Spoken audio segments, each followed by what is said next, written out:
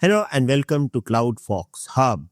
Now you know that what is SQS, but you have to understand how SQS works. If you want to understand how SQS works, you have to understand main components of SQS. And in this video, we are going to talk about it. Let's start.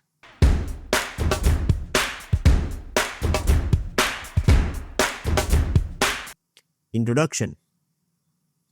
To understand SQS clearly, we must first understand its core components. SQS works using four main components that define how messages are sent, stored, and processed. Four main components of SQS are producer, consumer, message, and queue. To explain you this whole four components, what I'm doing, I'm going to explain you two components together, means producer and consumer first, then we will talk about message and queue. So let's start with the producer and consumer. Introduction. Producer, the application that sends work to the SQS. Work means message. Now if you look at over here, we have this picture. This is a producer who is sending message to the queue. Keep this in mind, producer is sending message to the queue, means we can say that it is pushing message to the queue. So push, right? Okay. Then we have consumer, the application that receives and processes the work. Now look at this. Here I have consumer. Now consumer is going to process this work, right? But keep this in mind, here queue is not going to push message to the consumer. Consumer will pull this message from the queue, right? So let's say that producer is going to send one message will be there into the queue. Now when consumer will be free, it is going to pull this message from the queue, okay? So please understand this push and pull here.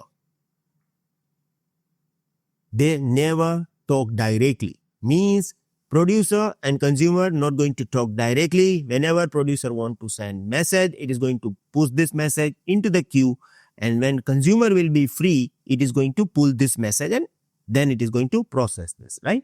Okay. AWS services that act as a producer and consumer, we can use AWS Lambda, EC2, API Gateway, ECS, application running on AWS or on premises. So all these services can be producer or it can be consumer. Now, I'm going to continue with the same example of our e-commerce website, producer. User completes the payment successfully, then web application send message to SQS. Here, application act as a producer. Now, application needs to send confirmation email, send WhatsApp message. Instead of doing work directly, application create a message, sends it to SQS. At this point, application act as a producer and its job is finished. So, consumer will do this work anytime. But here, main goal is producer is just going to push this message into the queue, then understand, now it is going to perform next operation. Okay. So, here, producer is not going to wait for the acknowledgement or anything. Right? Okay. So, I'm going to repeat this. At this point, application act as a producer and its job is finished.